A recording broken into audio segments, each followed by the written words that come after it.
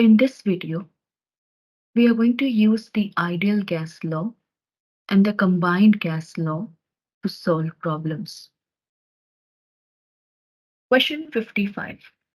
As shown in the figure, a constant pressure thermometer is made with a cylinder containing a piston that can move freely inside the cylinder. The pressure and the amount of gas enclosed in the cylinder are kept constant. As the temperature increases or decreases, the piston moves up or down in the cylinder. At 0 degrees Celsius, the height of the piston is 20 centimeter. What is the height of the piston at 100 degrees Celsius? So let us first write down what is given to us. I have the temperature T1, which is 0 degrees Celsius. I will convert this to Kelvin. So 0 plus 273, that gives me 273 Kelvin. Anytime you have to convert temperature from degrees Celsius to Kelvin, you will just add temperature in degrees Celsius to 273, and that will give you the temperature in Kelvin. Then we have the height of the piston at 0 degrees Celsius, which I will write as H1 to be 20 centimeter. You can also write this as 0.2 meter. If you want to convert from centimeter to meter, just divide the number in centimeter with 100 and you will get the height in meter. You need to find what is the height at temperature 100 degrees Celsius. So I will take T2 to be 100 degrees Celsius, which is equal to 100 plus 273, which is 373 Kelvin. I need to find what is H2. Again, we are going to use the combined gas law to solve this problem. Combined gas law says P1 V1 over T1 equals P2 V2 over T2. If the pressure and the amount of gas enclosed remains constant, I get P1 to be equal to P2. And if P1 and P2 are equal, this combined gas law gets reduced to Charles' law, which says V1 over T1 is equal to V2 over T2. Now, volume of the gas is directly proportional to the height of the piston. We can write volume of the gas as pi r square h. Since the radius of the cylinder does not change, it is only the height of the piston that is changing. We can write the volume at temperature T1 to be equal to V1, which will be pi r squared H1, and at temperature T2, V2, which is pi r squared H2. The radius of the cylinder is not changing, only the height is changing, hence we write H1 and H2. Now substitute that in Charles' law. You get V1 as pi r squared H1 over T1, V2 as pi r squared H2 over T2. Cancel off pi r squared because they are present in both terms. They are equal. I can cancel them. Then we rewrite this expression as H1 over T1 equals H2 over T2. I need to find what is the height H2. So you can either substitute your values here and shift solve, or you can rearrange the terms, multiply with T2 on both sides to get H2. H2 will be equal to H1 T2 over T1. Now substitute the values. H1 is 20 centimeter, which is 0.20 meter. T2 is 373 degree Kelvin. T1 is 273 Kelvin. And when you solve this, you get H2 as 0.27 meter, which you can round off to 0.3 meter. And if they ask you to find this H2 in centimeter with one significant digit, you can just write this as 3 times 10 to the power 1 centimeter. Question 58. Soft drink sodas are made fizzy by the carbon dioxide dissolved in the liquid. An amount of carbon dioxide equal to about 8 liters of carbon dioxide gas at atmospheric pressure and 300 Kelvin can be dissolved in 2-liter bottle of soda. The molar mass of carbon dioxide is 44 gram per mole. First part of the question is asking you how many moles of carbon dioxide are in 2-liter bottle. 1 liter is equivalent to 0.001 meter cube. And what is the mass of carbon dioxide in 2-liter bottle of soda? So let us first write down what is given to us. I have the amount of carbon dioxide in a bottle, which is 8 liter. So volume of carbon dioxide, which I will call as V, which is 8 liter. 8 liter of carbon dioxide can be kept in 2-liter bottle of soda. So since they want me to find the amount of carbon dioxide in 2-liter bottle, that is equivalent to 8 liter of carbon dioxide. We have that 1 liter is equivalent to 0.001 meter cube. So if I want to find this volume in meter cube, I will just multiply with this conversion factor. We will get volume V equals 8 times 0.001 meter cube. That gives me 0.008 meter cube. This is the volume of carbon dioxide in 2-liter bottle of soda. Then we have the gas at atmospheric pressure. So pressure P will be equal to 1.013 times 10 to the power 5 Pascal. Temperature is 300 Kelvin.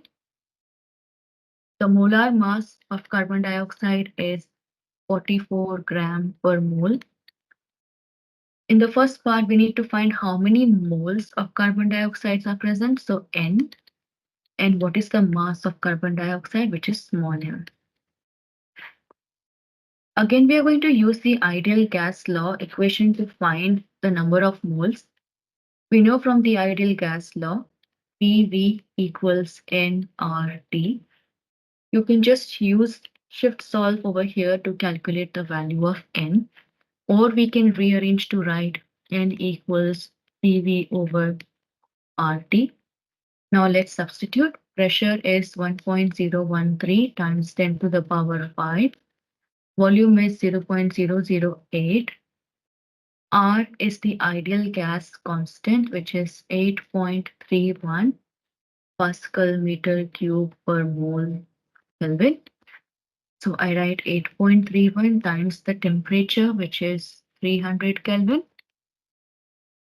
When you solve this, you get the number of moles of carbon dioxide to be equal to 0.32 mole. Then we find what is the mass of carbon dioxide in the 2-liter bottle of soda.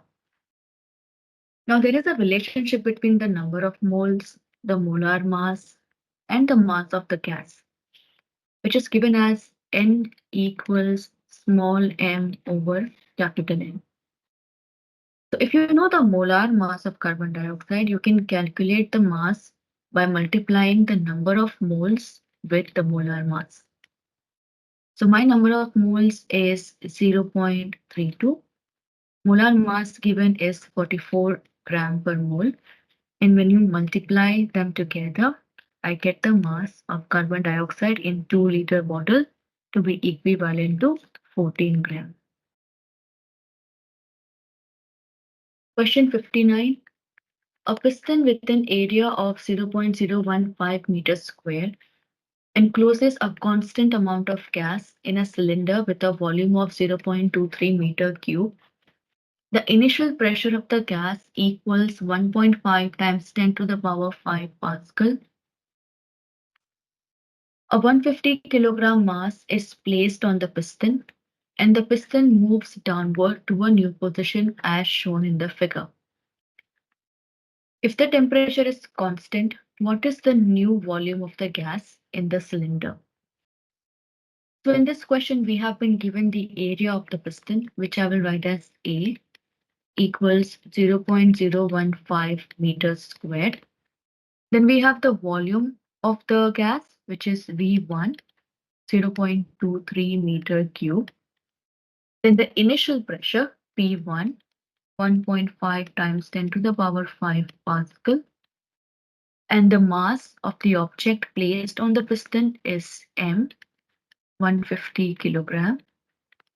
We need to find what is the new volume of the gas after you place the mass. So we will find what is V2. The temperature of the gas remains constant, so T1 is equal to T2. To find the new volume, I'm going to use the combined gas law, which we can write as P1 V1 over T1 equals P2 V2 over T2. When the temperature are constant or the temperature remain the same, this combined gas law get reduced to Boyle's law, which is P1 V1 equals P2 V2. I need to find the new volume V2. So we will divide with P2 on both sides to find V2 as P1 V1 over P2. I have the initial pressure and initial volume, but I don't know the final pressure. If I can find the final pressure P2, I can calculate the new volume. Now, how do we find this new pressure P2? P2 is the sum of the original pressure P1 plus the pressure exerted by the mass, which we will call as P prime. Now, how do we find the pressure exerted by the mass? I can write P2 as P1 plus pressure exerted by an object is the force exerted by that object over the area. And the force exerted by the object is equivalent to the weight of the object. Because when I place a mass on the piston, it is its weight that is pushing the piston down. And weight of the object is nothing but the force due to gravity acting on them, which is given as m times g. So I can calculate the new pressure P2 by taking sum of the original pressure plus the pressure exerted by the mass. Let's substitute to calculate that.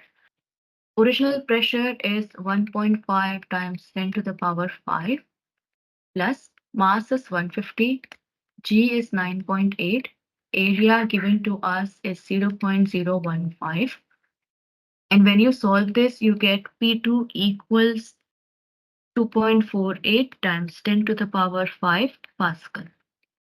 Now I'm going to use this value of P2 in our expression for V2 over here. So let's go back to the expression for volume. I will write P1 as 1.5 times 10 to the power 5, volume 1 as 0.23, divide by P2, which is 2.48 times 10 to the power 5. And that gives me the new volume to be equal to 0.14 meter cube. Question 16.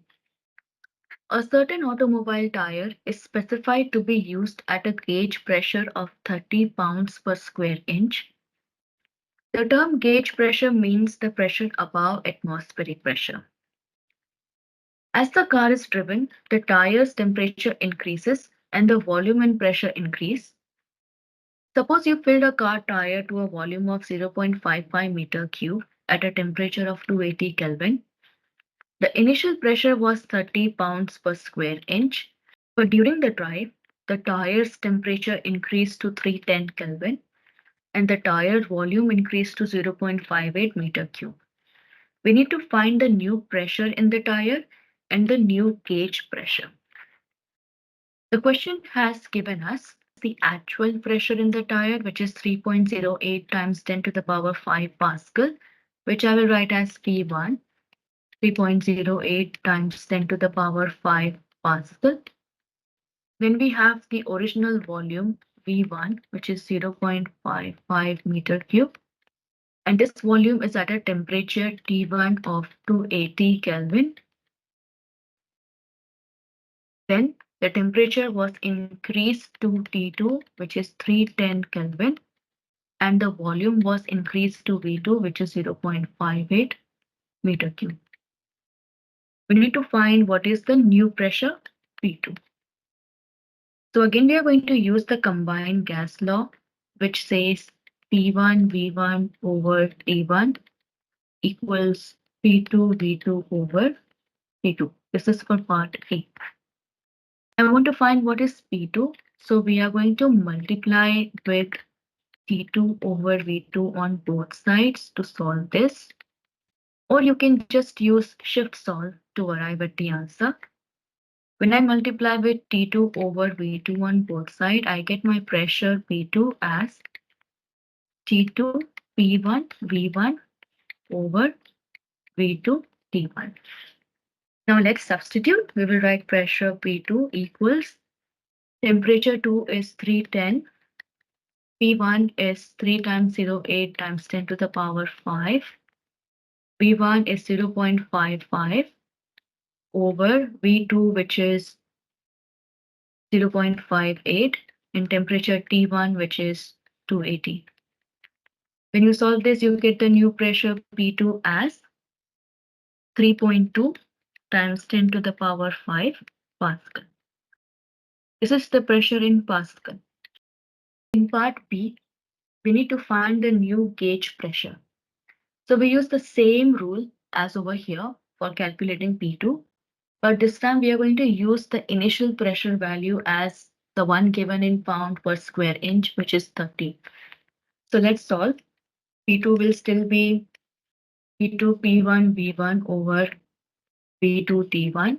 Substitute. T2 is 310. Pressure is 30 pounds per square inch. Volume is 0.55 over V2 is 0.58. Temperature 280. And when you solve this, you get the new gauge pressure as 31 pounds per square inch.